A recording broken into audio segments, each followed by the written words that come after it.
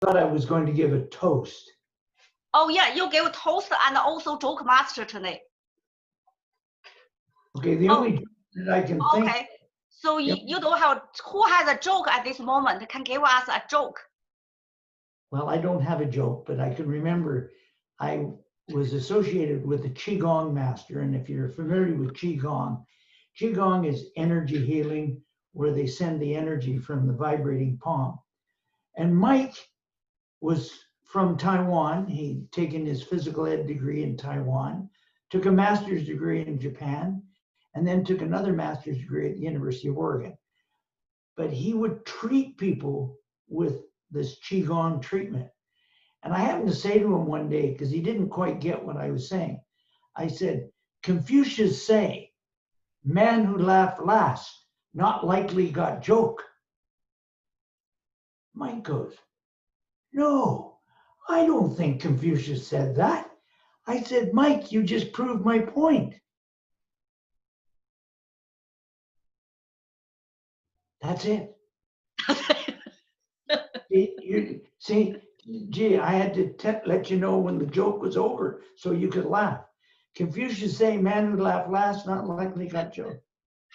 But I also had a toast. Do I give my toast now too? Yes, please. Okay, I even brought my mug out.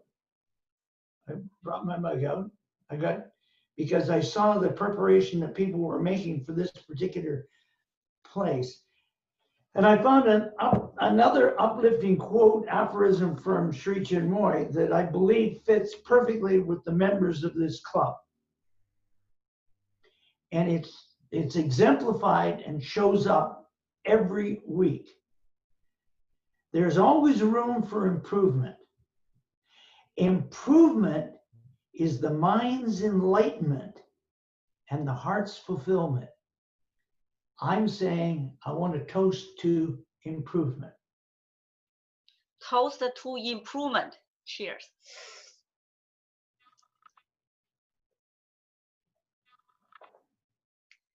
Thank you very much, Vic, for the uplifting words. I really appreciate, because I know that this time is not the best time for me either. Susan gave 2 jobs, but I'm super busy with more than 2 jobs. I'm so glad. Today we will have 3 prepared speakers. We will start it from Neil because Tyler is not here, and our second one will be Susan. During this time, we will wait for Tyler to come. Okay, how's that? But we don't change the speaker. I still evaluate Neil's speech. How about Anna evaluate Neil? I will evaluate Tyler. And who will evaluate Suzanne? Renee, are you going to evaluate Suzanne? Yes, there's name here saying that you are going to evaluate Suzanne, okay? Yeah, I so just you follow with Suzanne's order, okay? So our first speaker is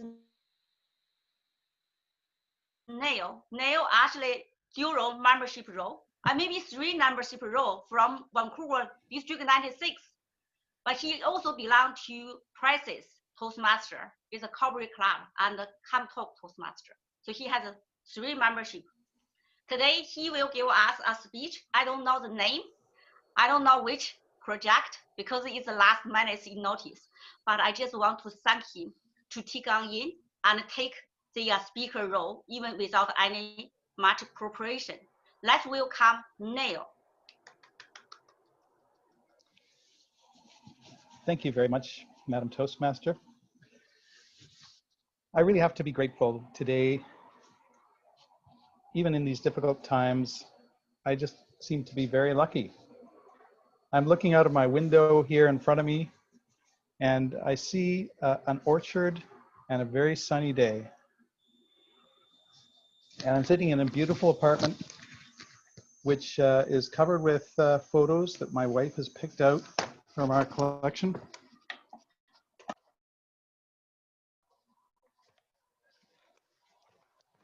In a very a wonderful group of ToastMasters who are going to help me become a better person. And the way we do that, of course, is by constantly facing obstacles. One of the most difficult obstacles that people can imagine, which is to give speeches, to speak publicly, to take our innermost thoughts and to try and make them palatable to a group of other people, which for a lot of us, you know, we might have brilliant thoughts from time to time, but the moment we're faced with another person, those thoughts tend to evaporate. An interesting process.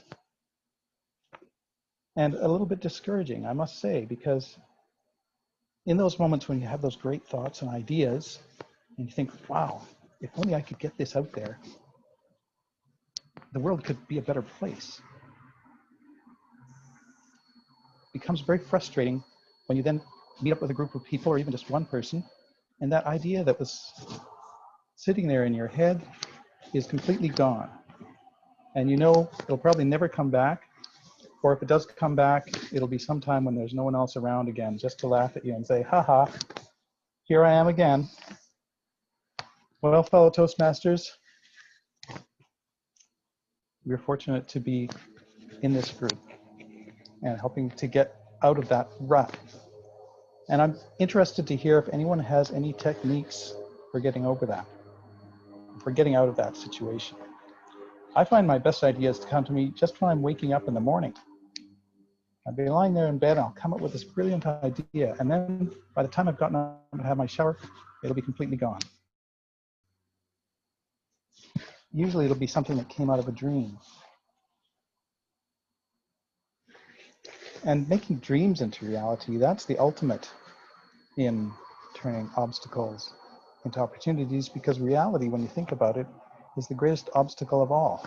I wanted to tell you all a little bit of story about my grandmother, because she's one of the most brilliant people that I've ever known socially.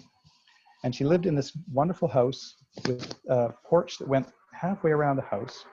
And if you went out on the porch from the front door and walked around to the back, you could look in to the kitchen window.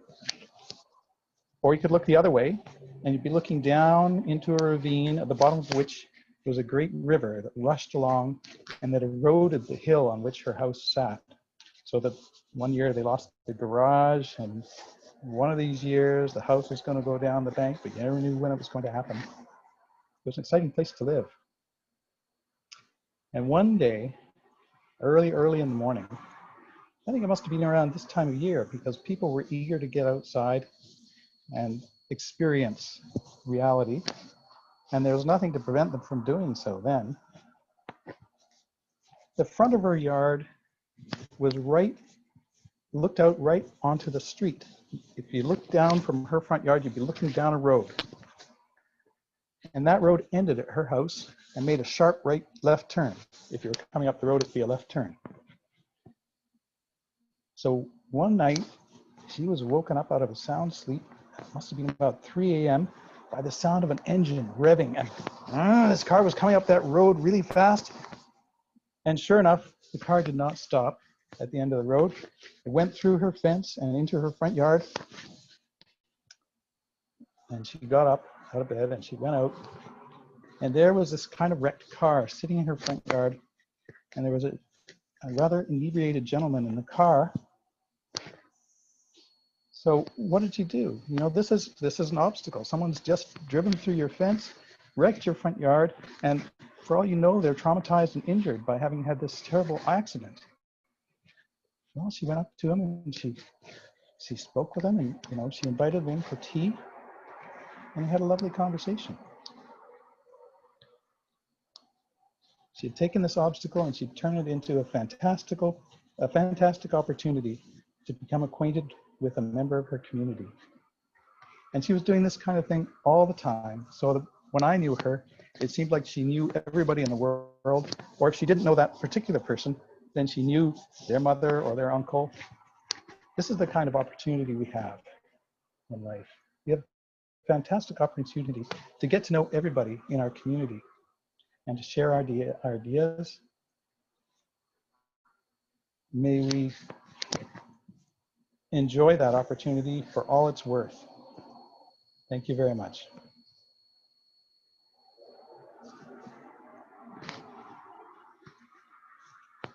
Thank you, Neil, for your natural, spontaneous speech. Good job. So Anna will evaluate your speech. Our second speaker is Suzanne. Suzanne actually is doing her presentation mastery, working on level 1, evaluation and feedback is second speech. Her speech title is It Takes Only One. It Takes Only One. Suzanne. Welcome, Suzanne. It takes only 1 second to make a difference in somebody's life. It takes only one smile or a frown to change somebody's life. It takes only one. Madam Chairperson, fellow Toastmasters, and most welcome guests. I want to train us all to have a shift in thinking of what we put out there in the image of what people see. When I use the words like Gandhi, Mother Teresa, Trump, maybe not the best analogy, but Trump, Trudeau, these are names that are synonymous as one person. Bill Gates is another one. It isn't what they did, but it is that it only took one of them, notably that person itself, to make a difference in the life of themselves and others to make monumental changes. We as a Toastmaster tend to think of us as a community, but we're a group of individuals. And as a group of individuals, we need to realize that we as individuals have the power to execute resilience in our thinking to change those around us. For instance, Vic comments very often about my smile. I am so happy when I'm in a Toastmaster meeting. I love to watch people grow. If my smile can change somebody's life, or a difference in that day of that person's life, or an hour in that person's life, that's important to me. Because one of the things that I know is that my smile, which is something I choose to do, I can choose to frown, is going to make or break somebody's day. When you're walking down the street, I want you to think, how do I affect the people that I encounter?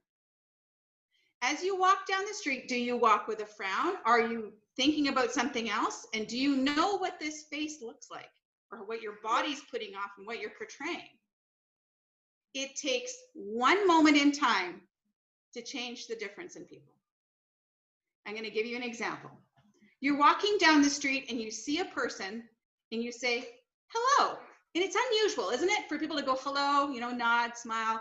But I have a smile on my face, so people generally, and I'm smiling and nodding and I say hello and they respond back positively. What could happen in that moment is somebody I may have just walked by was having a crappy day.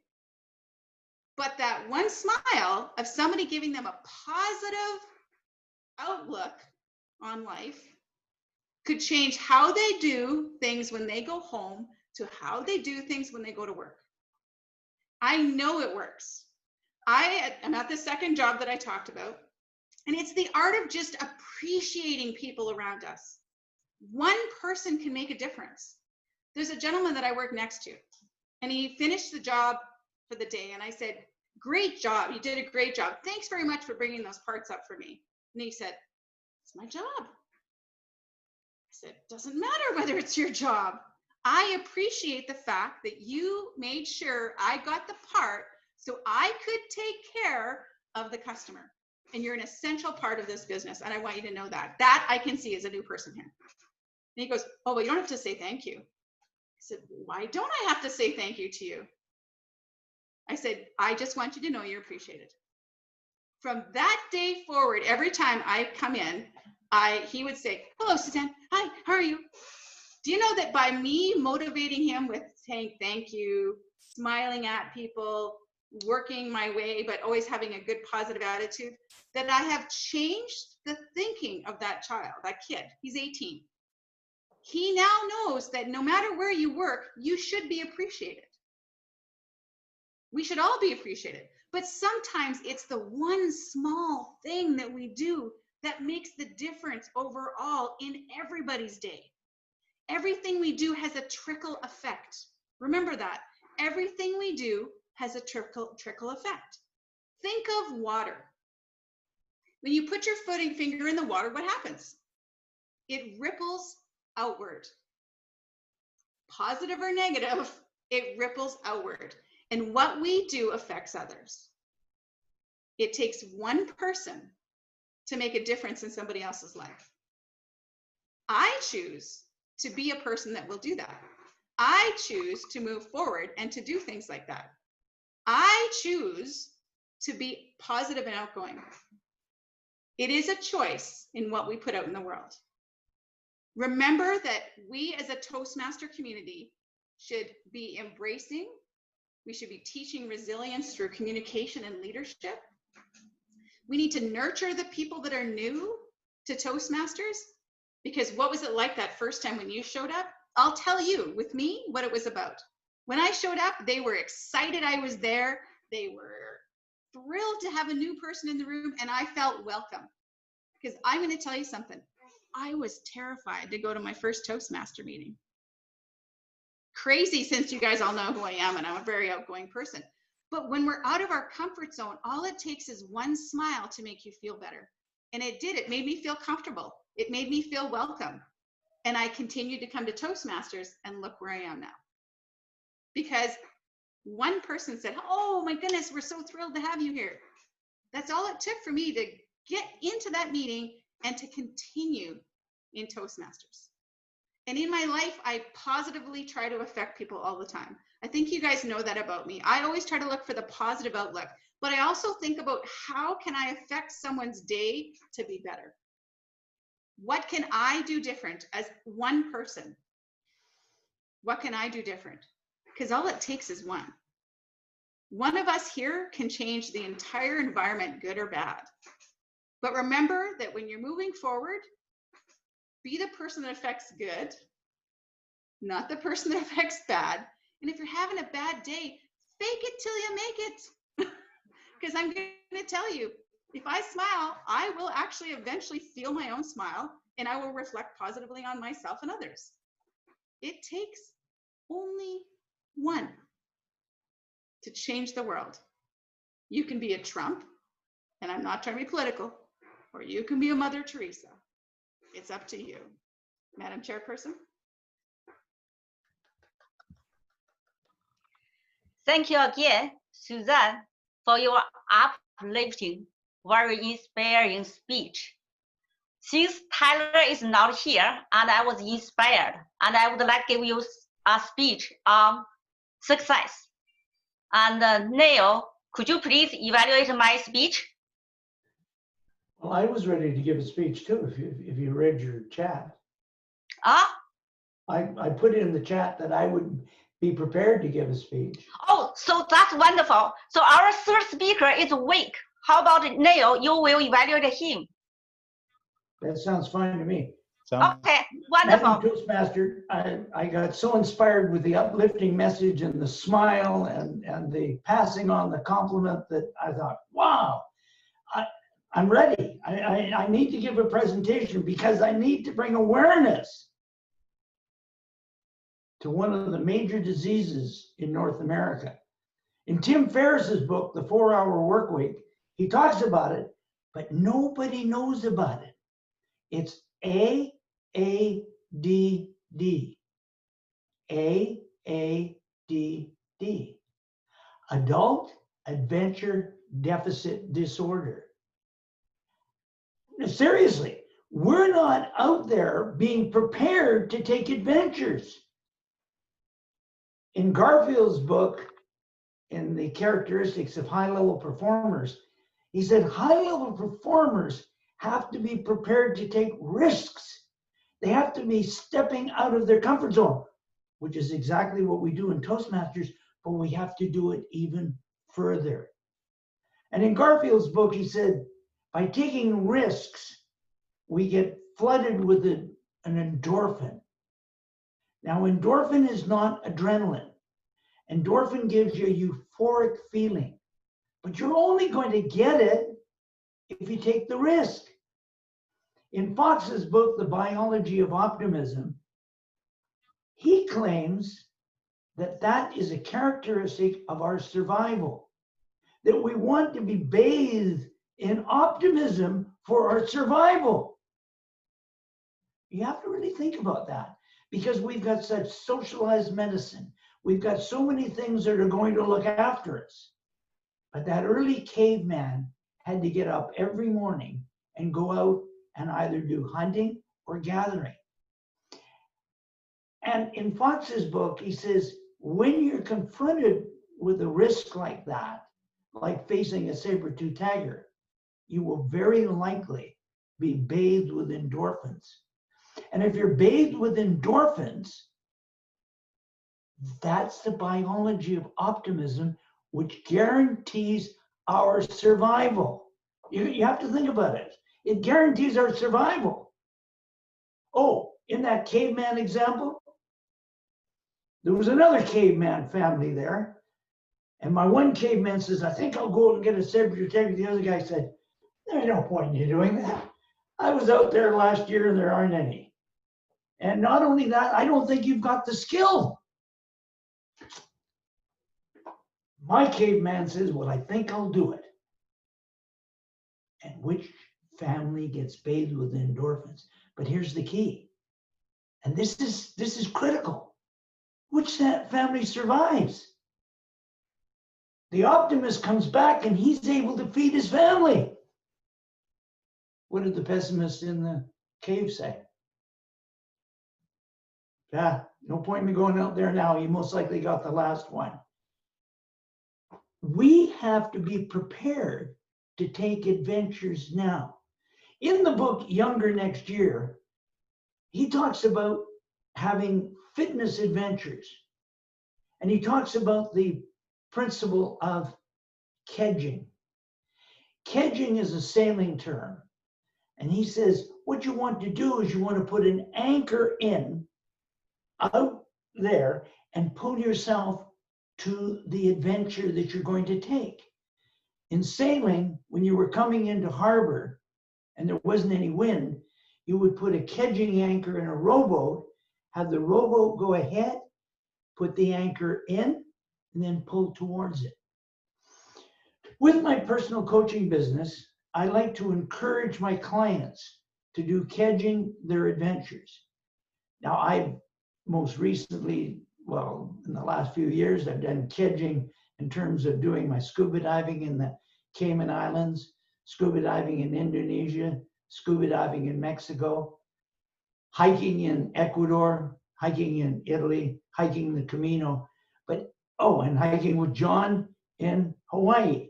But every time I put the anchor in and then picture myself being there. But here's the critical point. If you put the anchor in and you picture being there, then you have to be fit for the adventure. Now, an associate of mine, Dr. George McMaster, and I wrote the book, Endpoint Vision and Beyond. The idea is get a picture of where you want to be and then see where you want to be beyond that. In working with a lot of Olympic athletes over the years, I often found that they would have a picture maybe of a gold medal, but they didn't know what to do after it. I got several Olympic athletes that I work with, but one was a gold medalist in the 2008 Olympics, and he finished, and what do I do now? Well, he's now a bank manager in Fergus, Ontario. But that's by picturing your preferred future. So what's my point of saying this?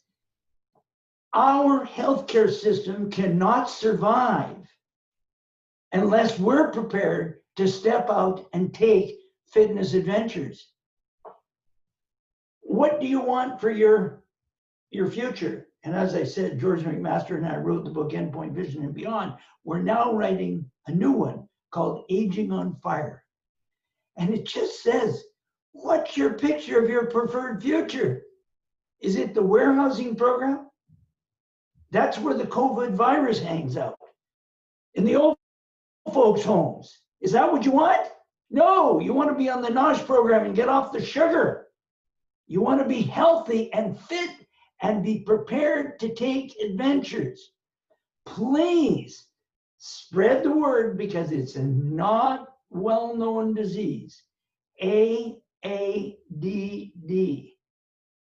seriously, adult adventure deficit disorder. The other one, which I'll give it another time, but I just don't have time for it now. The other disease is procrastination. Madam Toastmaster, that was my conclusion, and the uplifting, you got me so inspired today that I had to deliver it. Thank you very much. That is very, very wonderful. I just let you know that I'm really glad that Neil and Vic actually take the spots to give speeches, and the speeches is unprepared, but it's really lift up our spirit, and all the things really inspire me too. So we'll turn to our evaluators and see how they evaluate the speeches.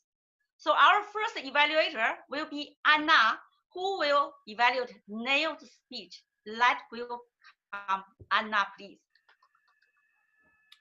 Thank you, Madam Chair. Good evening, good afternoon again, fellow Toastmasters. I was very glad to hear Neil's speech. It's not my first time hearing him, but I'd like to. It's very obvious that he is an advanced speaker.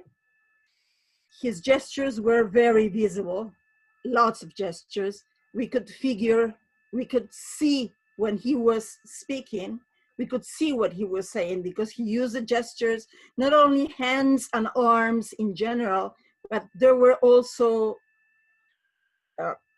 face movements, eye contact, and even the fists appeared sometimes that make us notice that he is kind of reliving what he's remembering or living what he's saying. About his language, I would say that it was very easy to follow, very clear. So, well, it's normally when it is native speaker, there's no problem with language, especially our age, no problem. Younger, I guess that's a problem.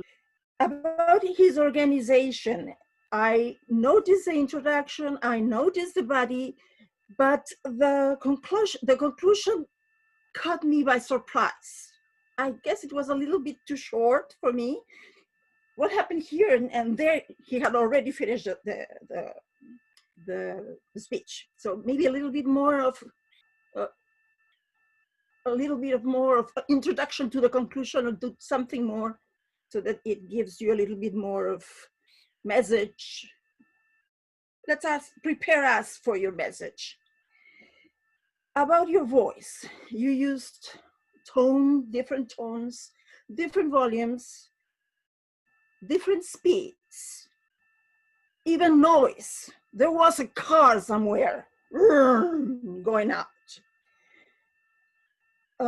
Yeah, and also you had good pauses.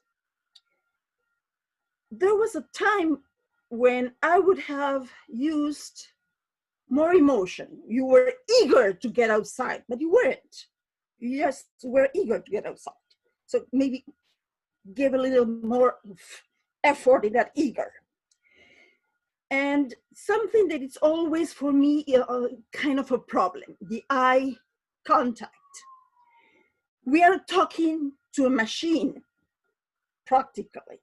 In my case, I generally talk to the person or to the people who are here, but I guess I don't have too much problem because my camera is eye to eye with me. But sometimes there are people who have the camera downwards or upwards, and that's the problem. What I suggest to myself, and I don't do that every time, but what I suggest is look at yourself on the screen. So that way, you know, you're looking at everybody. I guess that's a good idea. Madam Toastmaster. Thank you, Anna, for your very encouraging and supportive feedback. Our next evaluator is Renee. She will evaluate Suzanne's speech. Let us welcome Renee, please. Thank you, Madam Toastmaster and fellow Toastmasters. So this is my first time, and I feel very privileged to evaluate Suzanne, who is obviously a very well-spoken and seasoned Toastmaster, and her speech is very, very uplifting, and it takes only one, and it's a great way to begin with reiterating different ideas of why it only takes one in different suggestions of time and people and also ideas. Great hand gestures and body gestures throughout the whole presentation. And you are really good at emphasizing certain words by changing your tone and volume with these words. Something like repeating the power twice is also very effective in getting people's attention, that you want to have them really understand your point that you are making. And you take effective pauses to generate emotions in your audience. Your smile, obviously everyone knows here, is very wonderful and also makes other people want to smile also. And your examples during your speech is really good and relatable, and you are very comfortable with eye contact and also comfortable in your settings, and therefore makes everyone else who is listening to your speech comfortable with listening to you. So something that you can work on, which is not a lot. I would like to know more background in the examples that you give, like for the people that you introduce as examples. And I would also love to know more about you, because I'm new. This is maybe my 5th meeting, and in your speech, you can also tell me more about you. And then something to challenge yourself, you brought up examples comparing Trump to Mother Teresa. So for those of you who follow political events and current events, or from an era that, they grew up with Mother Teresa, is relatable, but those who have not, and don't really know who she is, you might want to go into who she is, or add additional examples to be more inclusive with other people in your audience. So thank you, and back to you, Madam Chair. Thank you, Renee. You are now like the new member to us. It's really constructive and very detailed evaluation. Thank you again. Our third speaker is Vic, so Neil will evaluate him. Let us welcome Neil. Thank you.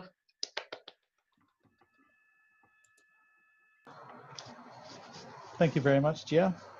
It's an honor to evaluate Vic. He gave a fantastic motivational speech, and he was aiming to persuade us to do one thing, which was to recognize AADD, Adult Adventure Deficit Disorder, and to motivate ourselves and our friends to get out there and deal with this crisis of lack of adventurousness. I like the way Vic spoke very scientifically, bringing in the endorphins and talking about how those can affect our sense of motivation in life. Vic also presented a lot of great reference material, which was added a lot of credibility to what he had to say. And he told an interesting story about a caveman and another caveman, which kind of put you into a hypothetical situation. That would be my one suggestion, would just be to maybe bring a more realistic situation into that speech, because that was the one point where you lost me a little bit, Vic, when you were talking about the caveman, and I thought, well, was it really like that? If you used an example that was something that we could all relate to a little bit more than the caveman scenario, I think it would be a lot more persuasive. But otherwise, in terms of voice, pausing, tone, Vic's obviously a very practiced speaker who is very persuasive. I suppose the only thing I could suggest would be the same suggestion that came to me would be to be a little bit more emotional. That's something that maybe as men we have some difficulty with, but I think it's something that's very worth striving for. Because if you really want to motivate someone or persuade them, that's going to come from our emotions and not from our what's up here, from our reason. That's going to come from here. Psychologists once told me emotion is what makes you move. It's emotion. It's what your motion comes out of. So if you really want to get people moving and doing things, whether it's talking about AADD or getting motivated to go out and have adventures themselves, let's try and work with the emotions. Thank you very much.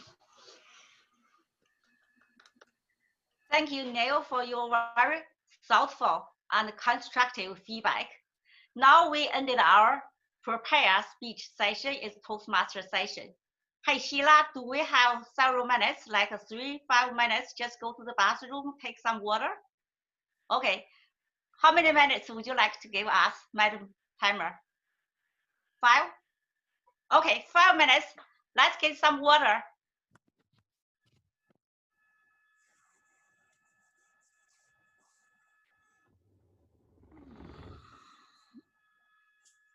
Here's the table topics.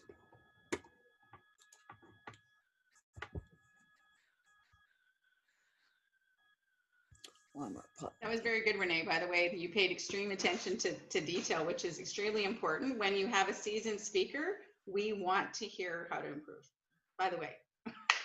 Thank you. It is extremely important as an evaluator to give a point of improvement, because nobody that speaks here, nobody I've even heard ever speak, I've always seen a point of improvement.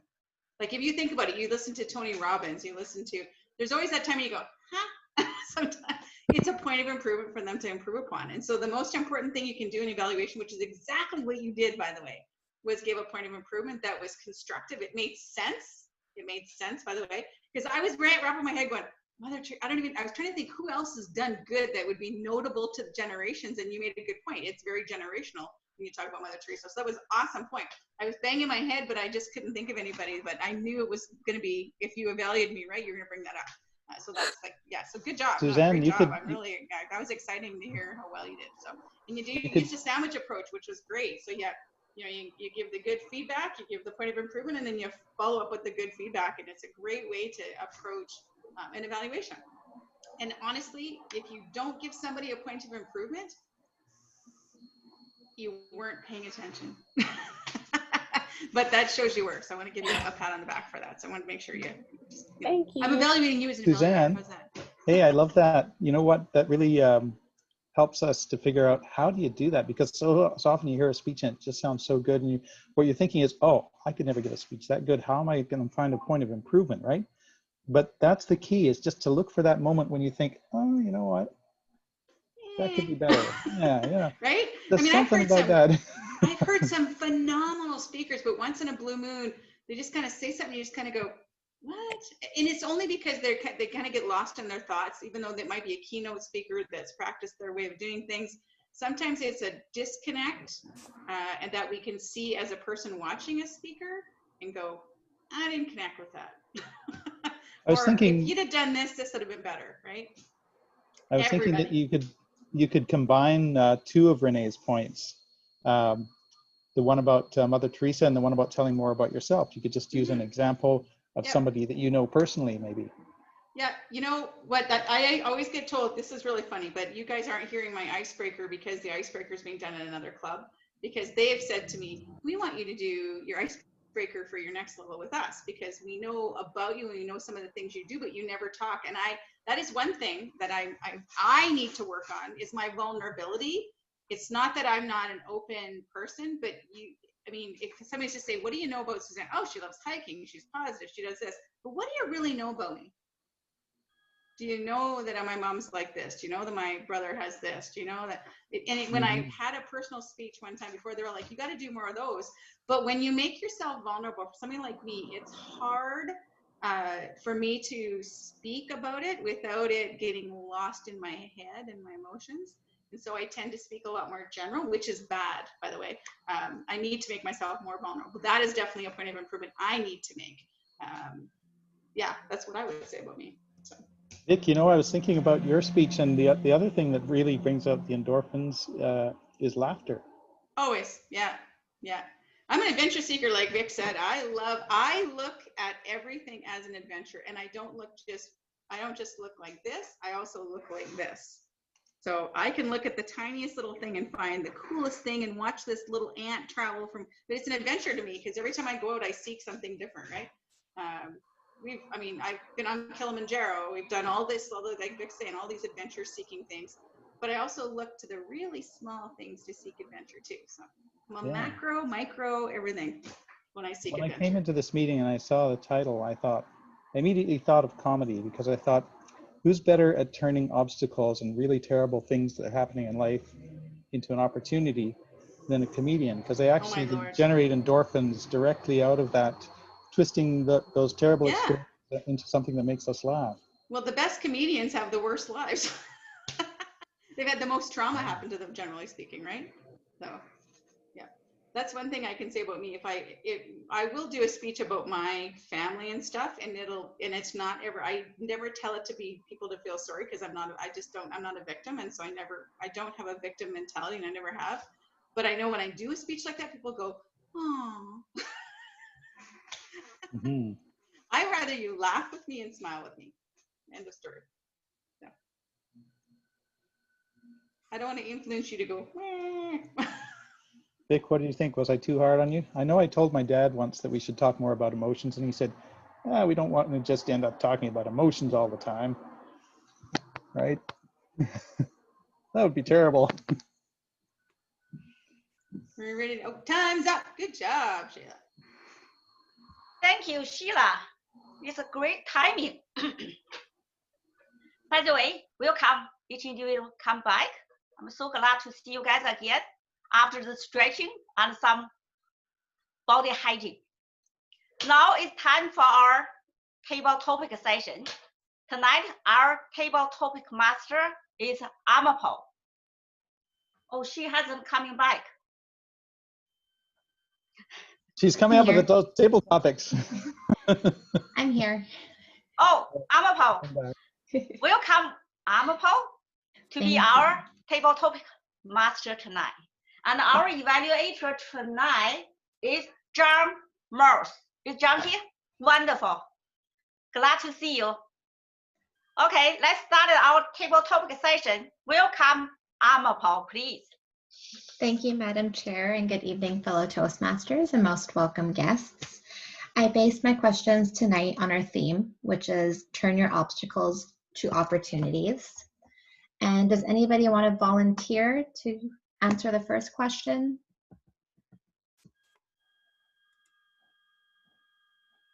Oh, so many people. Let's see. Sheila. Okay, perfect. My first question is, tell us a time when you had a difficult boss or manager to work with and what opportunities arose from it. Thank you, Table Topic Master. Good evening, fellow Toastmasters. I'm actually trying to think of a time when I had a very difficult boss to work with, and I can honestly say that every boss that I've worked with has actually been pretty fair and has treated me pretty well. Maybe it's because I'm young, I don't know. But so far I've had pretty good work experiences. But if I think about playing on sports teams, and this could sort of act as a boss or a captain, when I was playing softball in university, they always had a senior as a captain. And it wasn't really to myself, but to my friend. One of the seniors was not treating my friend, who was a rookie, very well. And they just kind of took it out of proportion a little bit. So we kind of just had to talk to her a little bit and sort of get the coach involved. And I would say that things often don't change as you'd hope, but at the very least, at least, when you're on the field, things are a little bit better. So that would probably be, maybe a team environment.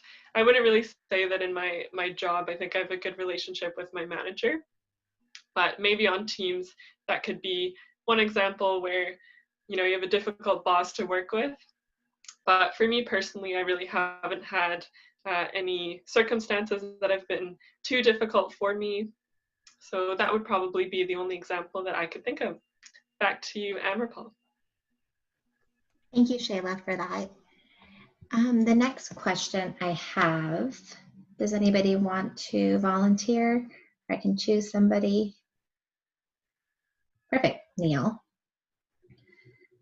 My next question is, some would classify the second half of March as an obstacle with only having essential services being made available. What opportunities could you find during that time? Were there anything that you could think of? Well, let's travel back in time. The second half of March.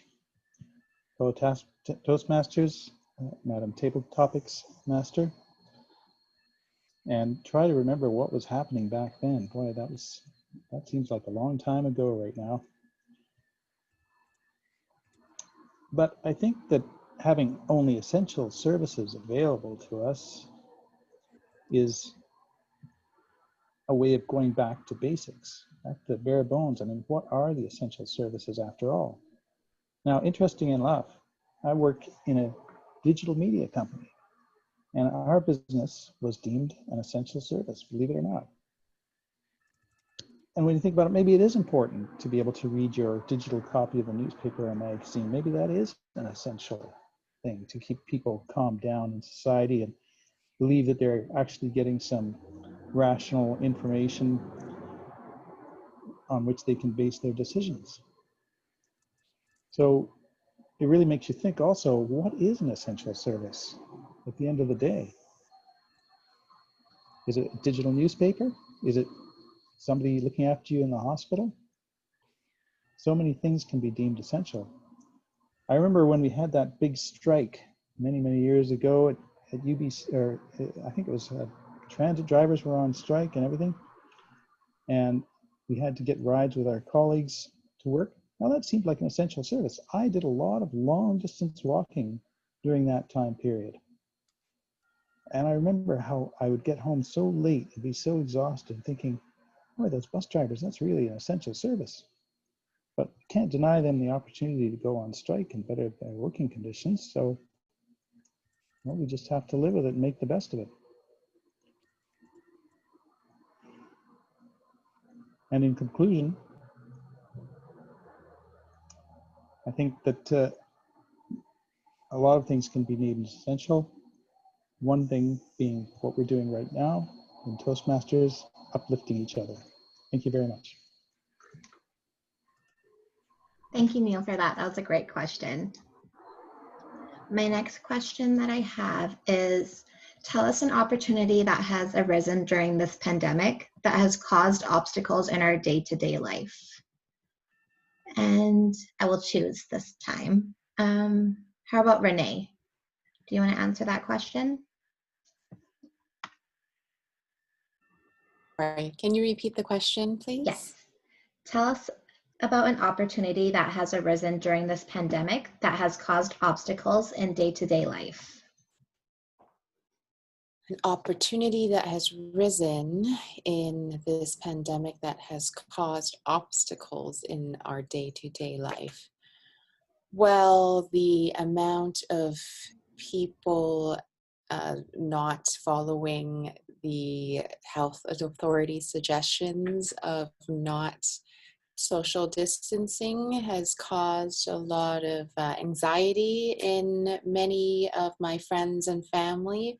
And I've also noticed that people have been more anxious in traveling outside of their homes. So therefore they don't want to go visit their doctor or go seek other advice or also go food shopping for themselves. And that can be a very hard thing to overcome in the coming future when people do not follow these health authority advices to social distance and to not go to parties and be exposed to people that might be not experiencing any symptoms. So thank you. Back to you, Amarpal. Thank you, Renee, for that question or for that answer. The next question I have is, tell us about a time when your personality, for example, being too blunt or too sensitive, caused challenges but made way to opportunities, maybe in a workplace or family dynamic. And I'd like to ask Suzanne this question, please. That is a perfect person to ask for this one. I saw you nodding. Madam Table Topics Master, fellow Toastmasters, most welcome guest. I can be blunt. There's no two ways about it. I find that a lot of times people enjoy my personality, but it can be a lot. And there should only be one Suzanne in a group, is what I find. My energy level is extremely high, and therefore people always think there's something wrong with you. Why are you so energetic? What's going on? It's just who I am. I am naturally energetic. If I'm low, you can see it. It presents challenges because not everybody has the energy level that I do. For instance, the job that I'm in, I'm lucky that I'm not challenged by other people because I set these goals that are maybe unrealistic for another individual. But for me, I can do them because I put my mind to it. And I had a stack of paper this big, and my goal is it's going to be this big in 5 days. Well, in 2 days, I'm already halfway gone. She said I had 2 weeks to do it. So other people would be thinking that I'm making them look bad because I'm energetic, and I never expect people to have the same level that I do of energy. I talk a lot. I'm good at talking, so it does get and wear on people's nerves. I understand that, and the challenges that it presents is for me to learn to kill them with kindness. And sometimes it works, sometimes it doesn't, and then in those cases, you just learn to back off. But that's something that happens as you age. You start to gauge people a lot better, and you start to not say, people need to just get used to me, because that's not true. You also need to fit in. And so that's part of the challenge of somebody like me with the high energy. I tell it like it is, but I try to give it in a way that you can grow from it and learn from it. I'm not trying to make you feel bad, but I'm trying to help you sometimes. But it might be, here's what you got to do, here's how we do it, and this is this is the end result. Not everybody can handle it. I get it. So being me is not something everybody wants to do. Madam Chair of the Topics Master. Thank you, Suzanne. You were a great person to ask that question too. Thanks for that response. My next question is the same thing, but just opposite. Is anybody a little bit too sensitive or a little bit more emotional? And has that caused challenges with you, but it's at the end of the day made way to opportunities? Anna, would you like to respond? Oh, okay. Thank you, Madam Table Topics Master. I am very sensitive. I cry a lot. And that is something that is good for me. And it's bad for me at the same time. The good thing is that people feel bad when I'm crying. And the bad thing is that when I cry, I get a headache. So sometimes I have to think,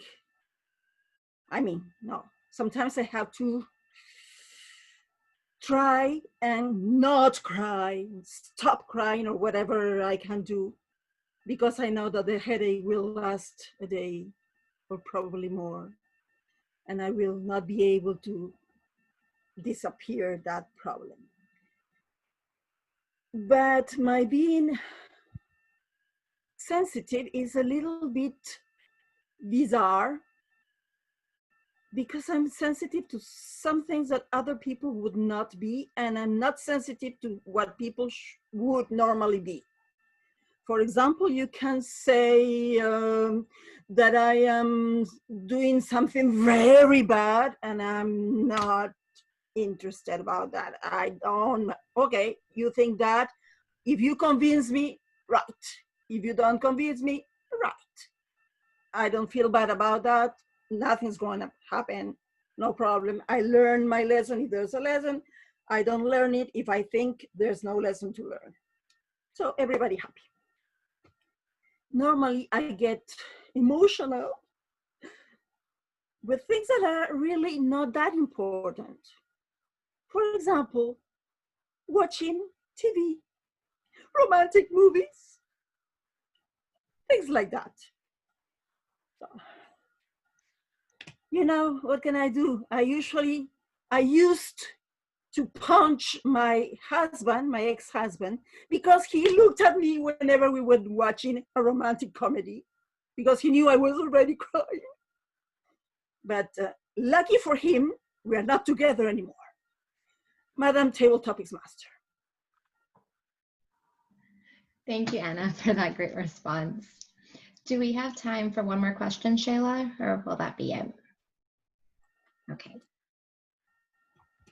And my last question is, tell us about a time that you faced a challenge with your workload and what opportunities arose from it. So if you had too much on your plate and you want to let your manager know, or different ways you've found to do your time management or priorities. And Gia, would you like to answer that question? Thank you, Madam Table Topic Master. Well, as a registered nurse working in the workplace, always short staff. And I believe that the manager knows.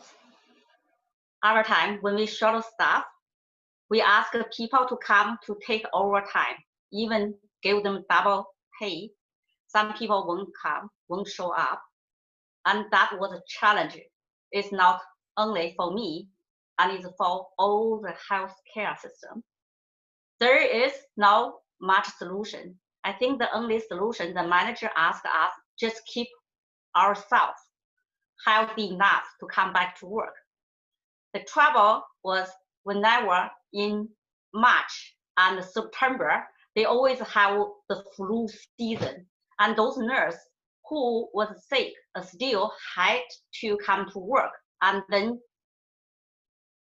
as you know, that contagious. And some other nurse sick again. We all know that. But just as I said, it's hard to manage without a proper staff.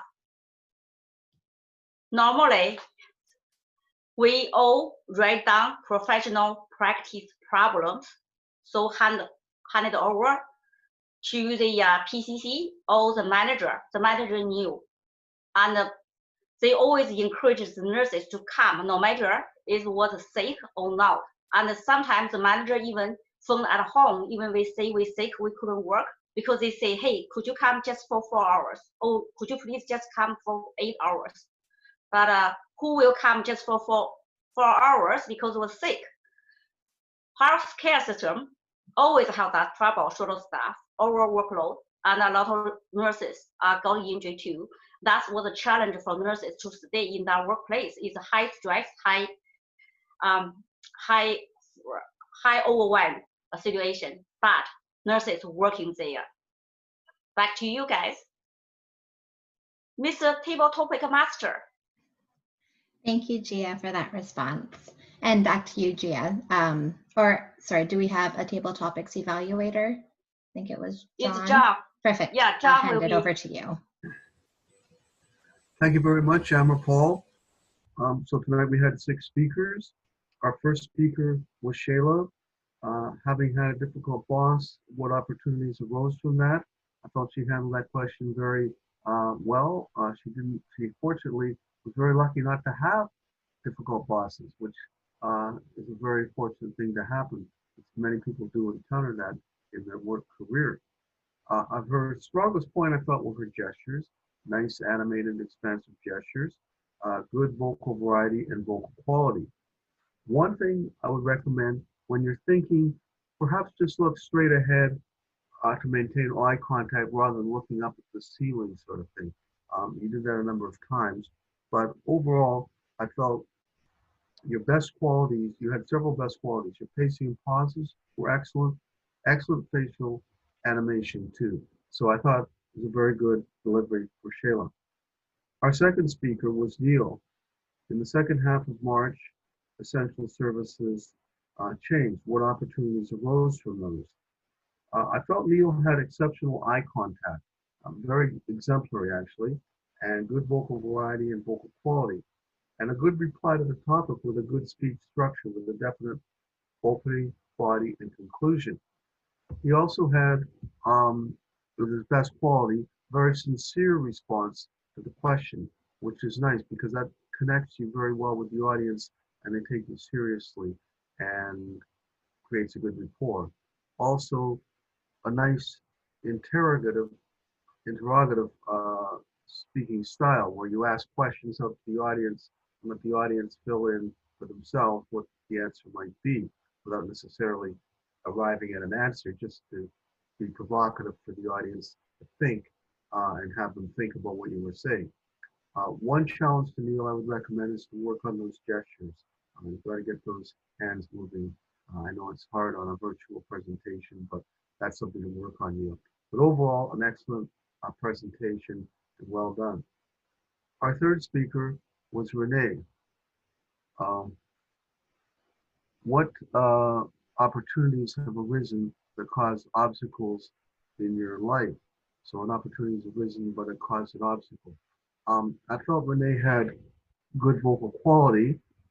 Her best quality, I felt, were her pacing and pauses with a very calm delivery, very relaxed and calm delivery, put everybody at ease. As a challenge to Renee, again, more gestures to keep things lively and communicate your message better non-verbally. It reinforces through the non-verbally, reinforcing what you actually say with words. So that would strengthen and give a double message, more powerful message to what you say. But overall, very well done. And especially I like the calm delivery. It's very relaxing and easy to listen to. Our fourth speaker, Suzanne. When did your behavior cause problems and what opportunities arose from it? Suzanne really rose to the occasion on this one.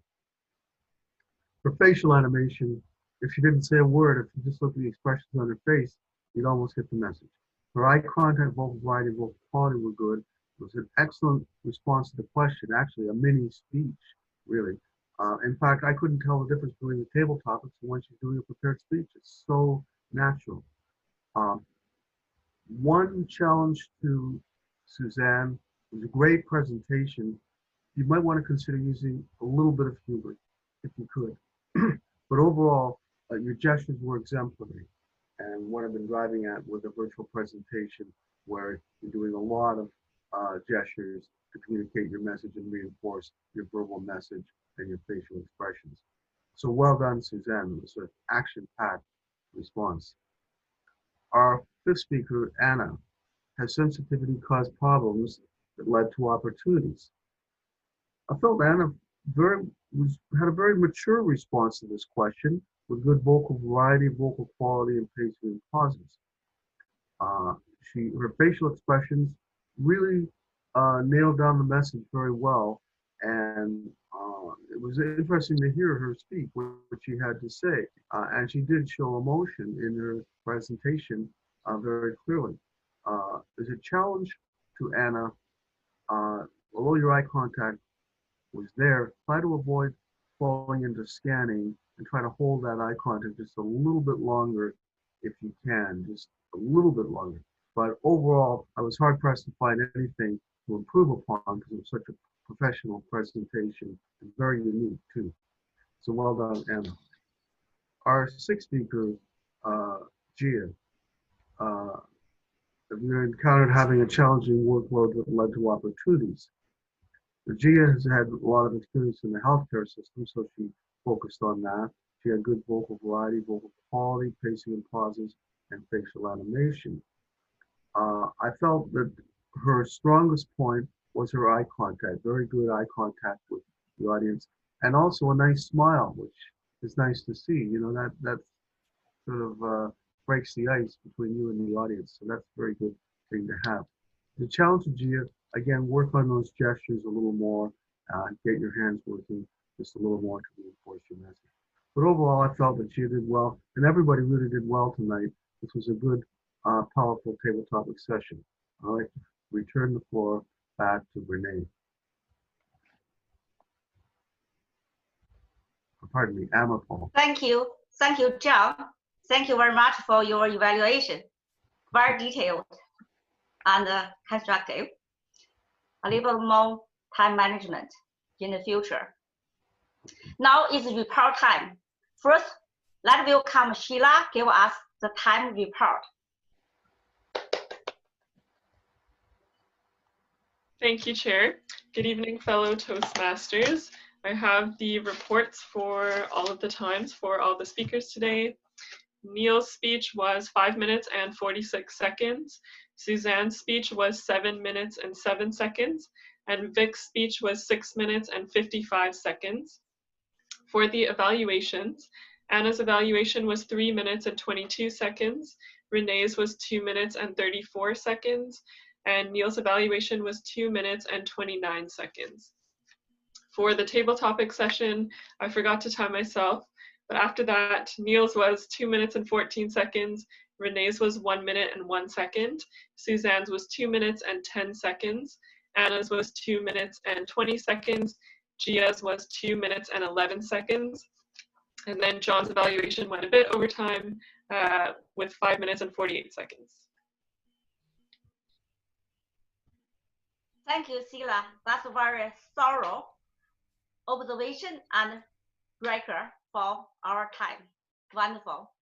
Now, because we don't have the grammarian, but we actually use a lot of the words of the day. Almost each individual uses the up list, which is fantastic.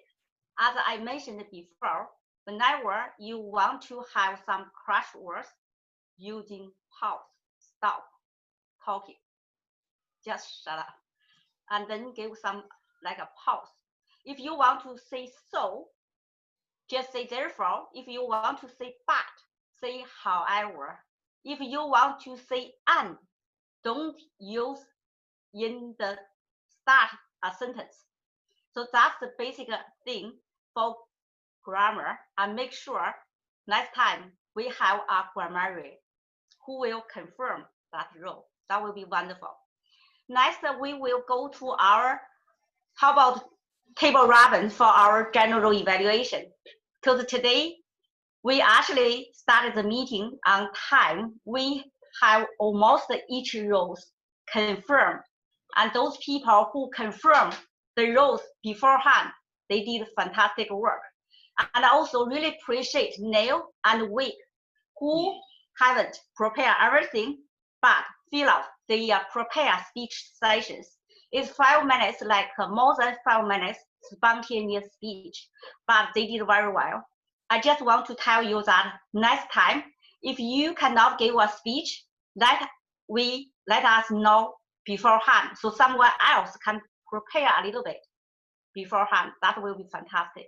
And second thing is that each individual can have a speech on your pocket, and whenever there is a spot that you can fill it in, take advantage the opportunity to get a speech done.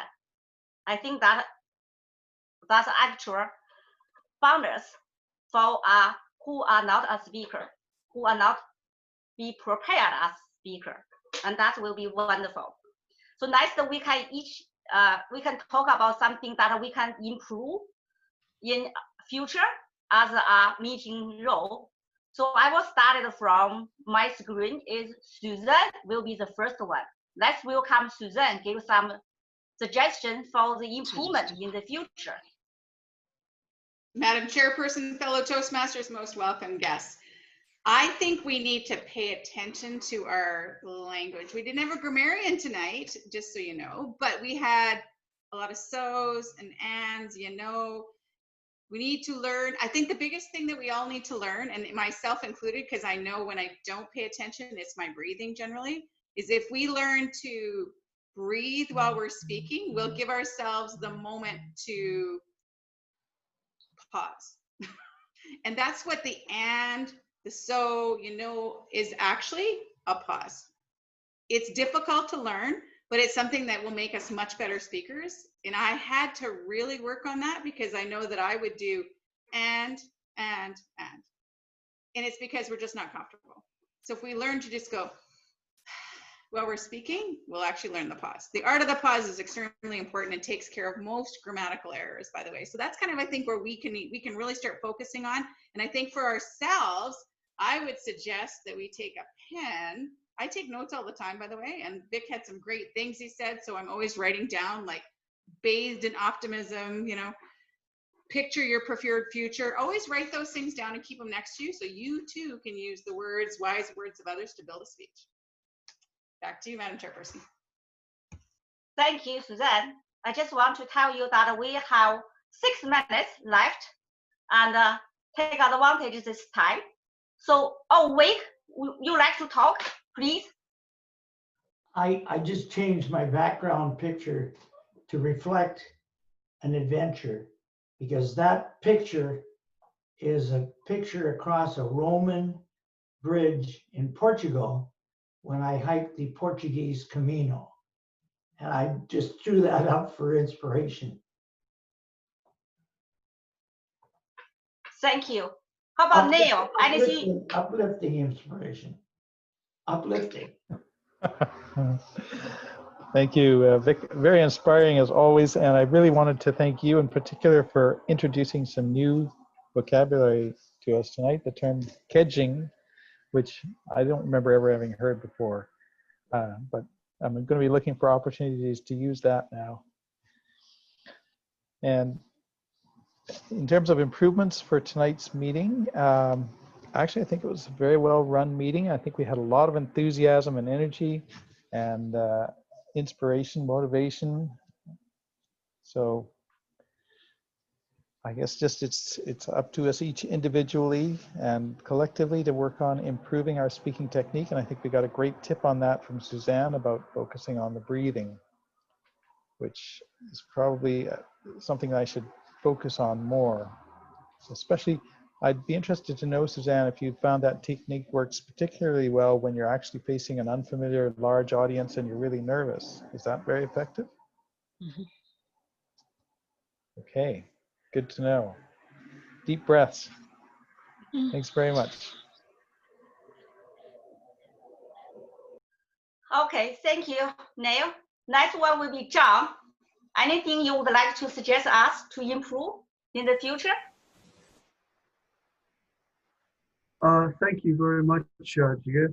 I think the only thing I would say is that when people are scheduled to be on the agenda, if they could at least, you know, indicate whether they're going to be on the agenda or attend the meeting, so the agenda is essentially complete, rather than leaving it a little bit up in the air. But overall, it was a high energy meeting, perhaps one of the best meetings I've ever seen in a long time in this club, because even though we had about 11 people here tonight, it was very action-packed, and everybody really was trying tonight and pulling their weight, so it was very well done. Good energy level. Thank you. Thank you, John. I actually appreciate that after your injury, you still joined this meeting and took a role for it. Really appreciate that we actually work together as a team to fill out the roles. Wonderful. Thank so you. Anna, would you like to say something? Yeah, that was Vic. He coached me, and I decided I'd attend. I wasn't going to attend for about 2 or 3 weeks, and I decided I better get going. So thank you, Vic. I think it was a good meeting, but I was going to say something, but I forgot. So that was my idea. If I remember that, I will tell you later. Okay. No worries. Okay. Amapao, are you there? Would you like to give something? Hi, I'm here. I was actually just about to log off though. I was just about to type because I have to run somewhere at 6:30. Okay, you know what? How about we leave our meeting here because I have a meeting at 6:32. So we already have 2 speakers for next week. Is Amy Yu and Rita.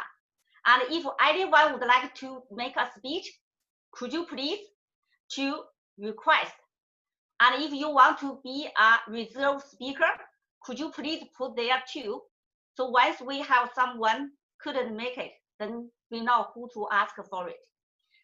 For everyone, next meeting is chair is Amy Yu too. So she will help us with the role confirmation, and also you can go to online Easy Speak to choose your role as you like. How's that? Sure. I was just going to say, Renee, did you say Renee was speaking next week or no? No. Renee, okay. no, Rita Okay, so and Amy. I am going to do a speech next week because you should do that. They should do these two.